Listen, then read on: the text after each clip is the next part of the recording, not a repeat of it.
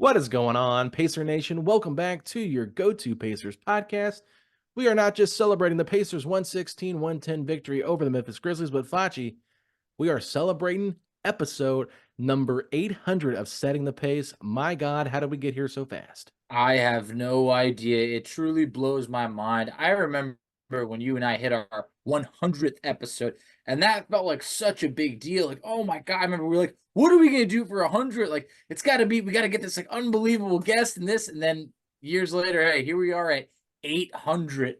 It's just truly amazing. And I really could not be more appreciative of all the listeners that stuck with us through this time because if no one's listening, there ain't no 800. I can tell you that we would have stopped a long time ago. So shout out to the listeners. Absolutely. And we do have some awesome videos that some fans sent in, and they just wanted to congratulate us on making it to episode 800. So I will play those at the end of this episode after we recap the game. So if you're looking for that, stay tuned because it's just really cool to hear from the fan base and hear what they think about setting the pace. So we really appreciate every one of you guys taking your time to send those in. But Facci, this was a great way for us to celebrate episode 800. Pacers on a 3-game winning streak. And not only have they won 3 in a row, they've snapped 3 winning streaks in a row.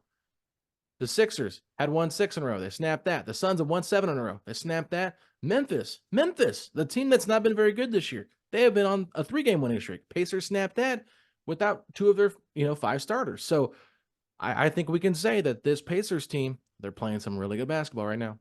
The streak snappers.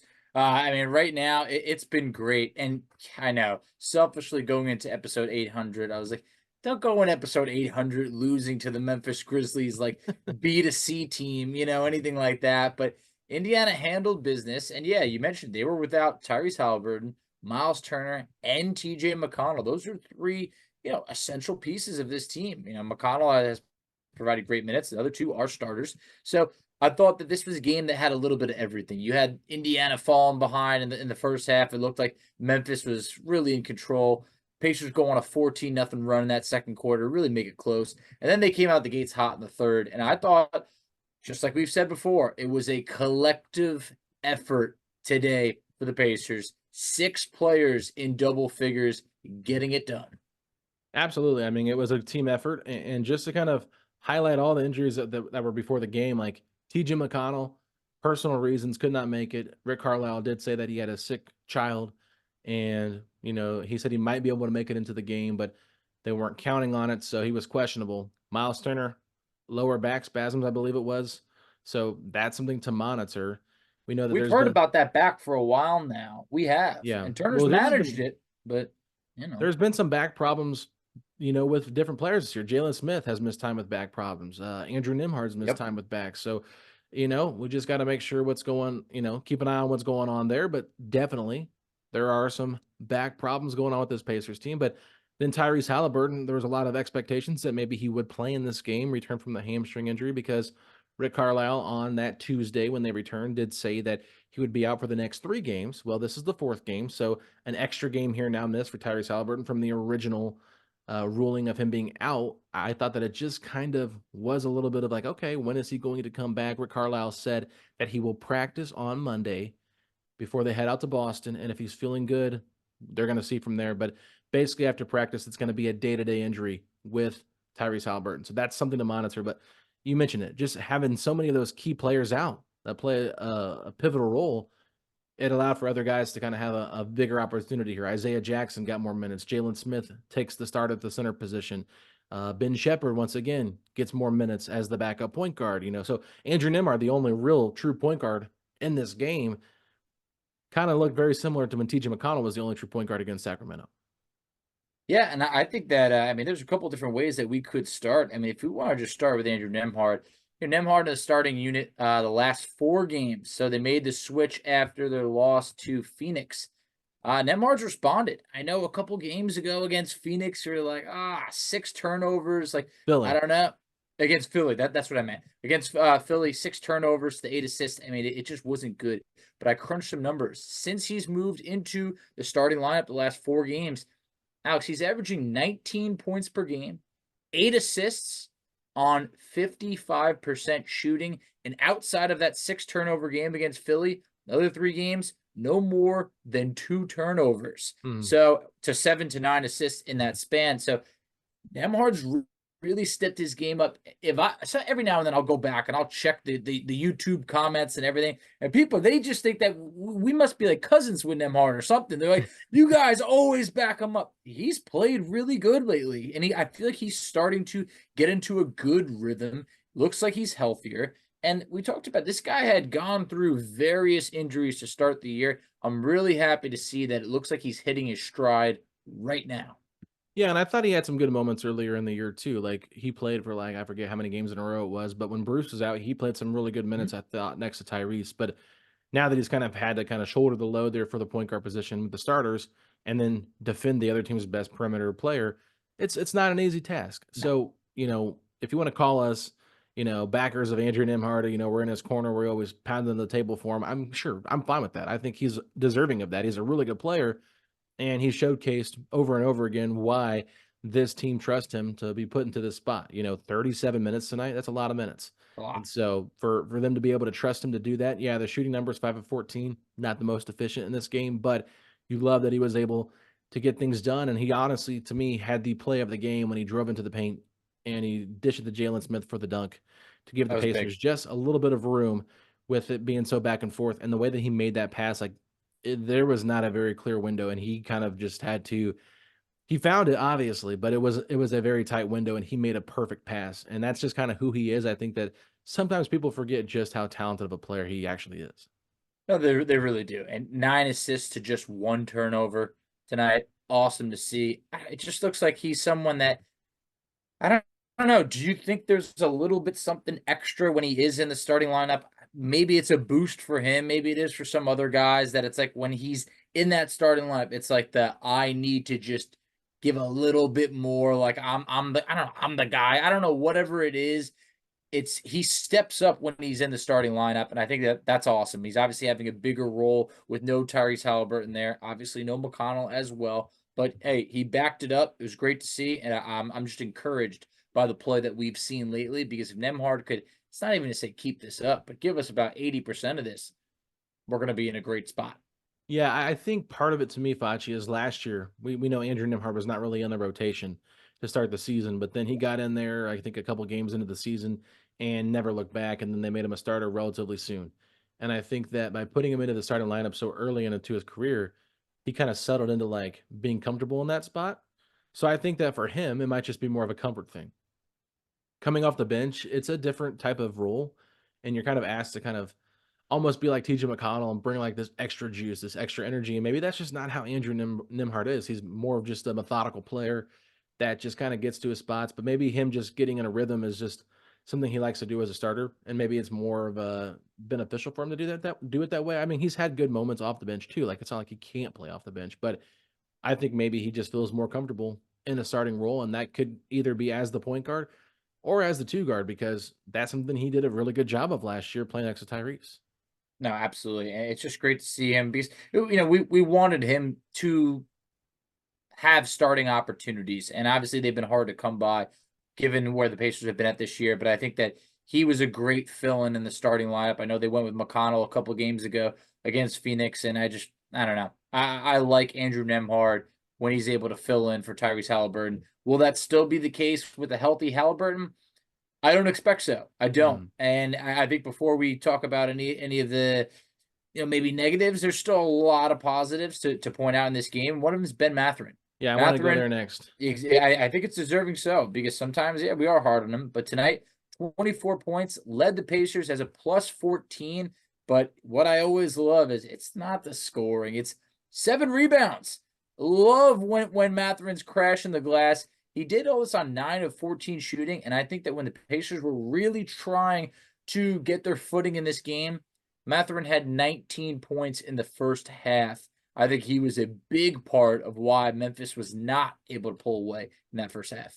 Yeah, no, I mean, Rick Carlisle even said that after the game. He was just like, "Look," he was like, "Ben Mathurin was so good in the first half. He was taking the right step backs when he needed to take the right step backs. He was making the right play," and just praised his maturation as a player. Clearly, you can see in the plus minus how impactful he was in this game, plus 14 on 24 points. So just a really good efficient night from Ben Mathurin. Didn't really force a lot, and he was getting hot so early on. You thought maybe he could be a little bit more forceful with the shot attempts, but he stayed within the system and he didn't get out of his element. And I think that's just another sign of growth that we've seen from Mathurin because you watch a guy like Devin Booker score 62 points against the Pacers on Friday night and in a loss, right?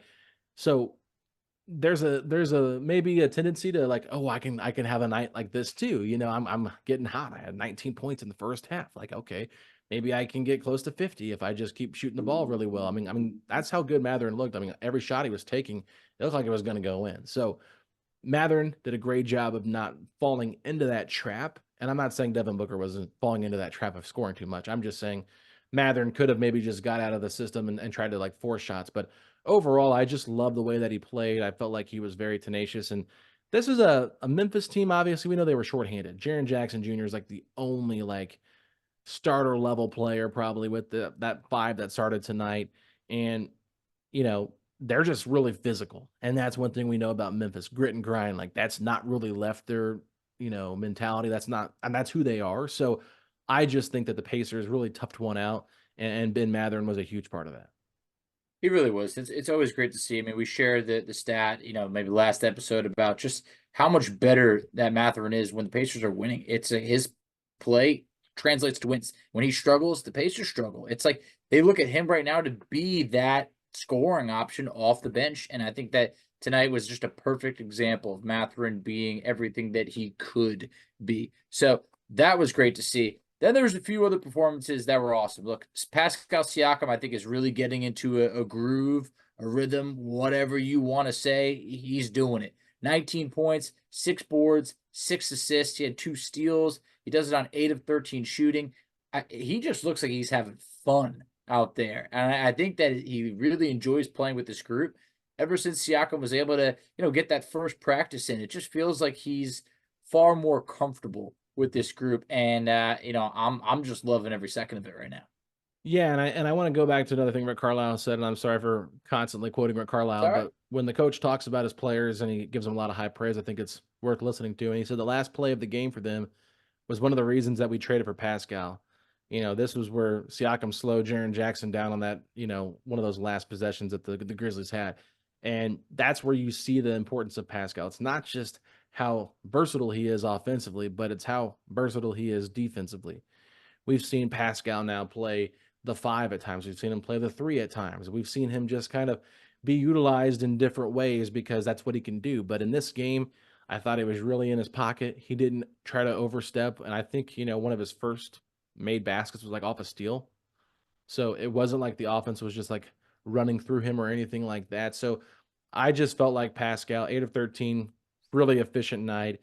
6 assists, you can't make that up. That's just finding the right guy, finding the open guy. 6 rebounds, not a crazy amount for a power forward, but still, I mean, he was effective on the glass. So a lot of guys had good rebounding numbers. I mean, 3 of them had 7, and Jalen Smith had 10. So having 6, I mean, that's pretty good team rebounding, and that to me is a bigger plus than an individual having great rebounding numbers.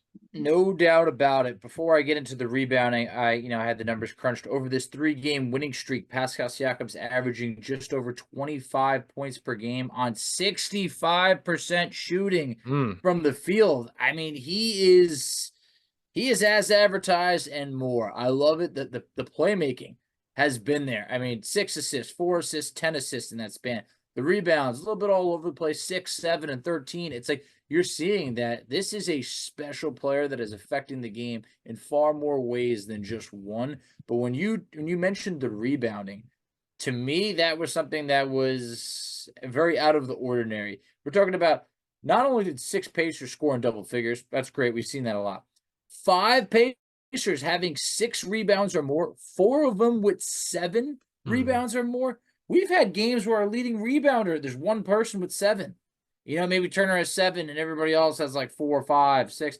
But to see that was very impressive tonight. And I don't expect that to stick. But when you're talking about Mathurin giving you 7 boards, you're talking about Jalen Smith giving you, 7, whatever it was, 10 boards tonight. Nesmith, 7 boards. Isaiah Jackson, 7. It's just like, that is a great collective effort. We've talked about this Pacers team does not have a juggernaut of a rebounder. Turner can give you, roughly 7.5 rebounds a night. Other than that, you don't really know where you're getting those rebounds from. So that was great to see. But one other thing that really stood out, and I had to look this up, was this a career high or not? Turns out it was. Aaron Nesmith, 6 assists. I went Hmm. through all of his games. He had never even had 5 assists in a Wow. game before. So this was very unlike him. And the 4 assists, you got to go back a couple years. It was like 2 seasons ago. So just interesting to see. But Nesmith, 16 points, 7 boards, 6 assists, 6 of 11 shooting. I just felt like he's just been awesome. And tonight was one of those nights where what do you do when you're without 3, rotational pieces? Everybody needs to step up, and I felt like a lot of guys stepped their game up. Aaron Nesmith was definitely one of them. He's become one of the most reliable pacers on this team. And, Yes. the 6 assists, while that's a career high, being effective on the glass and putting up double digit points, that feels kind of like the new Aaron Nesmith, the norm that you're going to get from him. And you just got to love it. I mean, I couldn't say enough great things about how he played against Phoenix when I did the recap with Chris Teneri, because he just stepped in there, took some tough charges. He was guarding Devin Booker, had the block on the 3 that Devin Booker pulled up and hitting, like, was trying to shoot in transition. And he just did a great job all over in that game. And then once again in this game, it felt a little bit more quiet just because he only had 11 shot attempts, and it wasn't like he was like having to chase around like a prolific shooter in Devin Booker the entirety of the game. Because we know that this Memphis team, they did not have a lot of great players that he was having to guard. Like, you're talking about Conchar, Williams Jr., Roddy, maybe even Gigi Jackson at times, So I just felt like, Memphis, they're in a weird spot because they've got a lot of injuries, and they're just trying to like hang on for dear life and develop while they're in the process of losing a lot of games and just not really being relevant like they have been the last couple of years in terms of trying to make a playoff push. But I just felt like Aaron Nesmith, super solid once again. You really cannot say enough great things about how he has played this year. And it feels like we're just wash, rinse, repeat every time we talk about Aaron Nesmith on this podcast, because it's hard to find a whole lot of negative to say about him. You really can't. And even if he is to have, a bad game, 2 bad games, whatever it is, he's already had so many good games that it's just like we know that at times we're asking too much of him, but he just keeps producing. And another guy that I feel like often goes overlooked is Jalen Smith. Jalen Smith really brought it tonight. We've talked about how it's like, hey, look, Miles Turner is most definitely the starting center of this team, but we feel good with Jalen Smith as a backup. But what could Jalen look like when he steps in a starter's role? Tonight, he looked really good. Not only did he have the stat line, 19 points, 10 boards, but Alex, he hit that go-ahead three-pointer. Huge. It was massive. I mean, the Pacers really never looked back after that. The game was tight, but that 3 really felt like the difference maker in this game. Obviously, you already talked about the dunk that he had that really put Memphis away, but Jalen Smith, I mean, we've mentioned, does he opt out of that player option? I don't know, but on a night like tonight, the Pacers were very lucky to have depth at the center position because Jalen, Isaiah, collectively, that was a really good duo tonight. He played 30 minutes and he was questionable before the game with a back injury too. So hopefully he's okay, but I thought he was spectacular in this game tonight. The shooting 3 of 6 from 3, like, it's just Whew, funny it's because real. it's crazy to think about it. I thought it would dip off at some point, right? You So did just I. always thought, like, the way Jalen Smith is shooting the basketball, like, no, it's a real thing. And it's like, here's Pascal Siakam. I think he actually made the assist to Jalen Smith on that go ahead 3 right there. I think it extended the lead to 5, if I'm not mistaken. Something like that. Yeah, so I, it's all like a blur in my head. Maybe you can find that for me, but it doesn't I, matter I either believe it way. was a go-ahead 3, so I believe we were tied. Gave us a At the 3-point lead. time, yeah. Yeah, so, like, it's a big play, and that's a lot of pressure. Like, that's a lot of weight on your shoulders right there for Jalen Smith to be taking that shot. But he stepped up big. And then, like I mentioned, the other play, like, that was more Nembhard making that play and Jalen just Yeah. being there to catch it and dunk it. But still, you can't deny the 2 blocks that he had. The block he had on Gigi Jackson was a momentum changer. And it's just little things like that. Jalen Smith is a very animated player. We've seen that a lot this year. If he gets foul calls on him, he's going to react emotionally. I'm surprised he didn't get a technical foul for one of the foul calls that he responded to, but he's got to do a better job of kind of maintaining his emotions when he doesn't agree with a call or something like that. But overall, I just love the fight that he plays with. You can tell this guy is like really, like, wears his emotions on his sleeves to a little bit, and you can just tell like how he plays the game. You can feel it. Like he's super emotional, and not in a bad way, but it just No. you can just tell. Like like you got Ben Matherin, who's more of like a silent killer, who's Mhm. not going to give you much of a reaction, and it takes a lot to get him excited. But man, Jalen Smith, he's going to give you a reaction to the good and the bad, and you gotta love that because you can just see how much it means to him. Yeah, you gotta love it. I mean, you want to see some intensity, some reaction, whether it is smiles or it's even a little bit frustrated. I mean, we've seen Isaiah Jackson get frustrated at times, but you at least know, hey, look, that's a good competitor that's going to go hard. And I think that you want to see some sort of reaction. But a few other things to touch on. Ben Sheppard's having moments. He's having moments, and it's awesome to see. I mean, he's been really pesky with some of these steals. I love it. I mean, tonight, hey, 6 points. He goes 2 of 4 from three, but I just feel like he had a great steal that led to a bucket in transition, and that was awesome. Plays 20 minutes tonight. This guy, he's getting great experience as a rookie, and I feel like he is learning a lot on a nightly basis. Well, you got to think about it. He got thrown into a tough spot being the backup point guard tonight for the Pacers with Andrew Nembhard. They played together some, but still, there was about 10 minutes there where they had to give Nembhard a breather. So who had to play point guard there? Ben Sheppard did. And he did a really good job. You bring up that steal, and we could have probably brought this up with Mather when we talked about him earlier, but Ben Sheppard gets a great steal, leads out to a fast break, finds Mather in a transition. Mather throws down a poster dunk. And then the Yep, very next play, Obi Toppin gets a steal and gets an and one. But it all started with Ben Sheppard, and it goes back to like what he did against Denver when he dove on the floor and got the loose ball steal. I think he unbelievable. stole it from Jamal Murray, made the layup in transition. Probably should have got a foul call there for an and one, didn't Yeah. get it, but then hit a three a few possessions later, just kind of showcase like what he can become. And I just think it's interesting to see how much he's really embraced this role and how the team has basically said, hey, we're not sending to the G League anymore. We've been seeing assignment for Jarris Walker, but not Ben Sheppard. So That's if you were true. to tell me at the beginning of the year Wouldn't have that Ben believed you. Sheppard would be getting more minutes than Jarris Walker, it is mostly because of his defense, I think we would be completely shocked. I think we would be stunned. I mean, that would have been a hot take. And hey, that's where we're at right now. So awesome to see. And I wonder what this does for the confidence, for Ben Sheppard moving forward. And I know I don't want to overreact over here, but one of the players that was a little bit tough tonight was Buddy Hield. And Buddy That's an lately, underreaction. I He mean, was yes, awful. yes.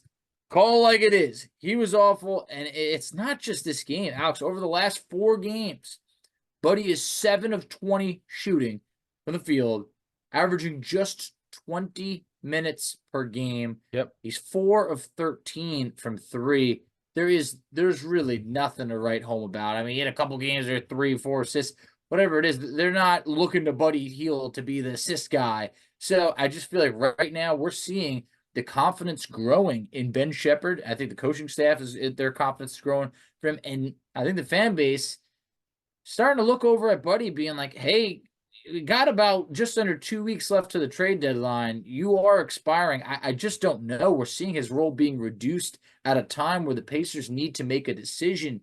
It's just getting interesting out here. I'll say that. Yeah, I mean, I actually applaud Rick Carlisle for cutting his minutes short when he's not playing well, especially if there's other guys that are more deserving, like the way that Ben Sheppard has played. Ben Matherin was really good in this game. You got to reward the guys that are worthy of the minutes, and you can't force feed 37 minutes to Buddy Hield because he spaces the floor. You can't keep doing that because he's too much of a liability defensively. They can say like Buddy is a specialty shooter, like that's what his specialty is. But if he's not hitting his shots, then what is his specialty on the floor? He's more of a negative than he is a positive, and One of that's why you eight kind of tonight. have to have a short leash. And you saw it against Phoenix. He played like 14 minutes overall, didn't even start in the second half. Played 3 total minutes in the second half because it was a nightmare matchup for him. So I think that the Pacers like Buddy Hield. I think that Buddy Hield's a good person for the locker room. There's no doubt about that. You can't say anything negative about what Buddy Hield means to that locker room and their team morale. But in terms of on-court play, he was bad tonight. And so I just think that, the more and more we see kind of bad Buddy or inconsistent Buddy, it's going to lead to him getting a lot less minutes, especially come playoff time. I think so. And you talk about come playoff time. we still got to survive the trade deadline at this point. I think True. that everything is still on the table because if you want to actually make a real move, the Pacers have two salaries above $9 million. That's Miles Turner and Buddy Hield. One of those players, I don't think there's anything it makes no sense to move. You can't move Turner this year.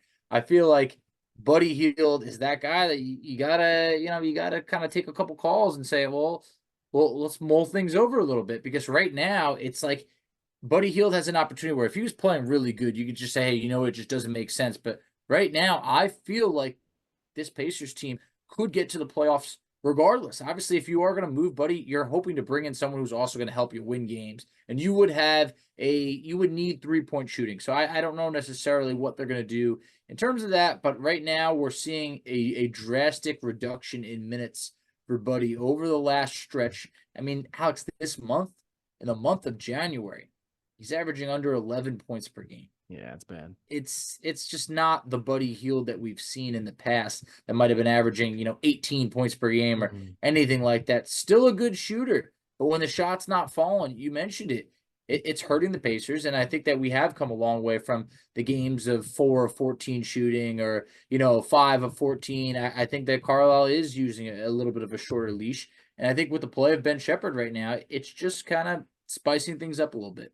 No, absolutely. And I just want to go back because you said there's only two guys making over $9 million. Oh, well, Pascal Siakam yeah, is Pascal. now. I just want to make sure people didn't forget about that. That's not getting traded, obviously. Yeah, he was like completely out of my mind because it's like, why would you ever trade for Siakam and then trade him again?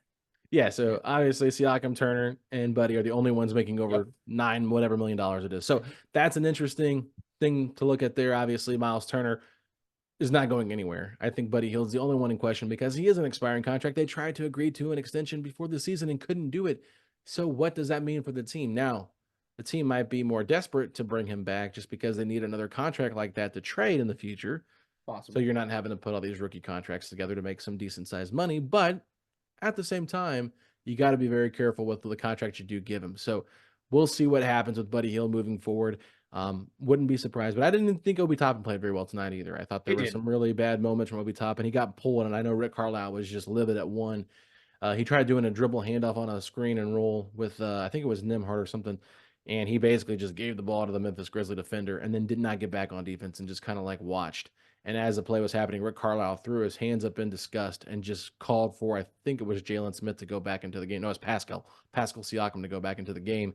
And then I think Mathurin fouled Jaren Jackson Jr. on that layup just stupidly for no reason. And so then Carlisle pulled Mathurin right out after that too. So I think that, it's like Obi Toppin, he's been too good to not put him in the rotation. Obviously shooting like lights out, like 60% from the field, 40% from three, for the season. And he had an awesome game against Phoenix. Like he had the game-winning shot. So you're like, man, the highs and lows of Obi Toppin, it feels like it's like a roller coaster ride sometimes. But he's good at some things and some things he's not good at. And when he's not doing what he's good at, it's just a kind of a negative out there. So did not think that this matchup against Memphis, a real physical team, was really the greatest matchup for Obi Toppin. And I think he kind of played out that way as well. No, it's true because the only basket he had in this game was, that steal that we talked about in transition where it was the easiest basket for him. I mean, there was nothing he really had to do to work for that. But at the same point, 2 turnovers, 0 rebounds, 1 made shot. I mean, it can't be like that. You can't have more turnovers than rebounds and made shots.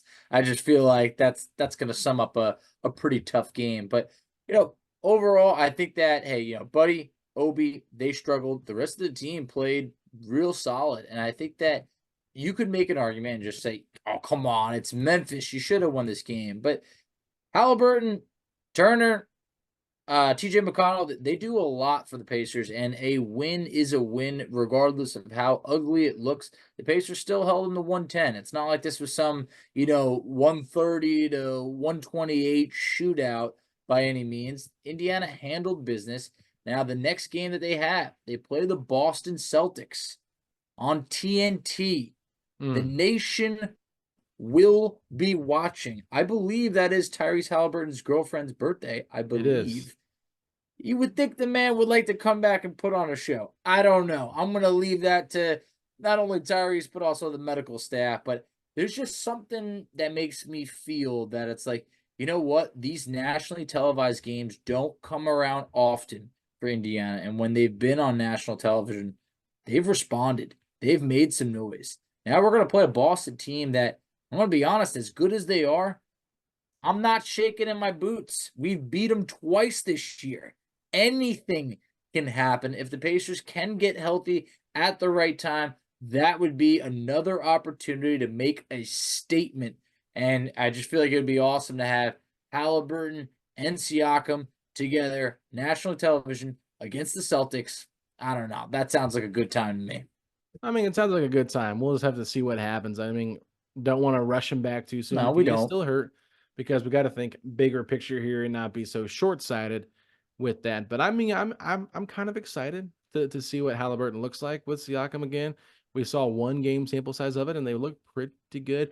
It's just like without Halliburton, another win for the Pacers. I think that puts them 7-6 now, Facci, in 13 games without Tyrese Halliburton this year. So That's which is great in that's really good. itself. That is awesome. I mean, we talked about before, like a broken record, how bad things were last year when we didn't have Halliburton. This team is so much better last year that they're not so reliant on their star player. It's amazing to see. You just wonder what could this team be when they're all clicking at the same time. That's what really excites me. Absolutely, Facci. So we're not going to end things like we normally do because we have on our fans that want to leave us a message here. So we're going to go ahead and close things out by listening to some of these voice messages, celebrating episode 800. But before we do that, is there anything in terms of our 800 episodes that sticks out to you as one of your favorite moments? I mean, some of the interviews that we've done have just been like stuff that you could have never even dreamed of. Like I've always said before, Jermaine O'Neal, that was my Superman, my superhero, everything like that. Like having Jermaine on super early. I mean, before probably so many of our listeners even heard it, Kind of but put that us on was the really map. cool. It was big for us, but also just like being able to have Chad Buchanan, Kevin Pritchard, and just really like being able to get some of those like, hey, a big trade's gone down, and we're able to have who better than the front office to break it down, or Lance Stevenson cracking jokes. I just feel that Tyrese Halliburton being on the show. I mean, just things like that are just some of the times that are the best to look back on and just be like, how did we even pull it off? And I just feel like it's the listeners that make you and I want to continuously set the bar higher and higher and be like, what can we do? What can we do next? But for you, what stands out to you? Yeah, no, I just think it's been the interactions we've been able to have with fans. I think that since we've been doing this more like as a daily podcast instead of just like a couple times a week, it's been really fun to do like the post game podcast like we're doing right now. Just talk about the game, get a little bit more in depth. All the great guests we've had on as well. Like you're talking about all the players. Like it's really cool to see that. Like when Tyrese Halliburton came on this podcast, that was something I never thought would happen. Like just how cool he was with us. I mean, we talked about that before. Just an incredibly nice guy. But even everybody else, fat like Miles Turner, I thought that was a great interview we did with He was him. awesome. Chad Buchanan gave us a ton of time. I think we finally loosened up Ben Mathurin a little I bit think so. A little as bit. we There did was a that. couple I was laughs in talking there. to somebody today about when we had Andrew Nembhard on it. We actually loosened him up by talking about cereal. Remember that? Yeah, that got him going. That's like for you guys listening, the best moment is when you can finally get that player to stop treating this like it's like some, like TNT interview where you got to be all buttoned up. It's like, let's have some fun here. Those are the Yeah. moments that are the most fun, for you and I, when they, Yeah. they really do start to laugh a little bit and they go, you know what? I got a story for you. And then you're like, all right, here we go. Those are the best times. Yeah. But I still think, honestly, and this is probably just silly, but Lance Stevenson might have been the best Amazing. interview we've had. And He that was just great. says enough about Lance Stevenson. The Larry Bird story that he told us, how Classic. that blew up. It I think did. it's like 30 some thousand views on YouTube. People were writing articles about that. That's when my video editing was absolutely garbage. That video is awful Come a of long way. us. So I will just say, we have come a long way. It tells you the growth. But that's the thing. It's like one of those things where we've just kind of done this organically. We've just grown this together. And it's really cool just to kind of see the fruits of our labors be put into this. And, I just honestly, kudos to all the people listening to this show that actually give a crap that we have what we have to say about the Pacers because, who we are nobody. We are just people that talk about the team. And we appreciate you all tuning in and giving our opinions, some whatever, you value our opinion. Oh, no doubt. You guys are the best. And just, yeah, like Alex also mentioned, I mean, there's nothing better than when we get to chat with, whether it's the, fan of the week, trivia, whatever. And we're hearing like the stories of just like the key memories that you guys have as a Pacer fan and what made you a Pacer fan, and just being able to connect like that. It just makes this show, that much different. And I just feel that sometimes, when you guys are remembering inside jokes from things that we talked about so long ago, it just really makes you be like, wow, hey, there actually are people who care. And that's really cool to me. So that's why I love when you guys come on for trivia and we really get to see, the face with the Twitter name or the Twitter logo. Like sometimes it's so hard to get a feel for who you're interacting with on social media. But when you come on here, we get a great feel for you. And I love just kind of hearing those little stories that everybody has about sentimental moments. So those are some of the best times that we've had with this show in 800 episodes. Absolutely, Facci. So today is a great day for us. It's also a great day for the city of Detroit. Pistons beat the number 1 seed Thunder. The Lions are beating the 49ers as we're recording this. Not anymore, Alex. You haven't checked. It's actually 34-24 49ers now. A lot has happened since you last checked. Yeah, we've been recording for about a little over an hour now. So I was expecting the Detroit, man. It's just a good day for Detroit. I guess not. I guess only one team in Detroit can win. That's how cursed that city is. But Taylor Swift, our girl, she is going to the Super Bowl, Facci, if she can make it. So, man, Swiftie, man, we are Swifties on this podcast. There's no doubt about it. But let's go ahead and bring on our wonderful fans that have a message for us as we close this one out. Alex, Facci, congrats on your 800 episode. Let's go, man. I love your guys' passion for the Pacers. I've been so thankful for your podcast each and every week, each and every day. And let's, as you always say it, let's go Pacers. Hey, Alex. Hey, Facci. Saying the Pace fam. This is Chris Weech out of Prophetstown, Illinois. I just wanted to say congratulations on reaching 800 episodes. It's a giant milestone, but honestly, it just feels like the beginning for you guys. From the first episodes to where we are now, the growth you guys have both shown as podcasters is just absolutely incredible. The guests that you guys continue to get and just the topics you guys cover, you make not living in Indiana and being a Pacers fan definitely doable. So just keep doing what you guys are doing. We will keep supporting you, and this is episode 800, but it feels like 1600 is just right around the corner. So you guys just keep that going, and thank you guys for everything. Wow, who'd ever thought it? 800 episodes. It's been a wild journey.